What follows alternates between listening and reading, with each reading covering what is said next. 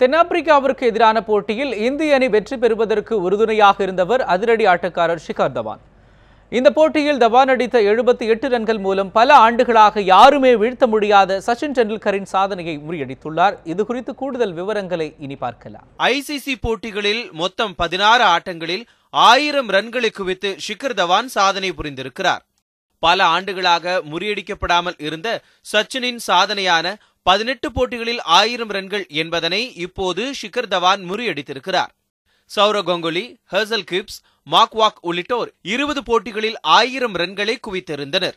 2013ஆம் ஆண்டு முதல் ஐசிசி போட்டிகளில் அதிக ரன்கள் அடித்திருப்பதும் ஷிகர் தவான் மட்டும்தான்.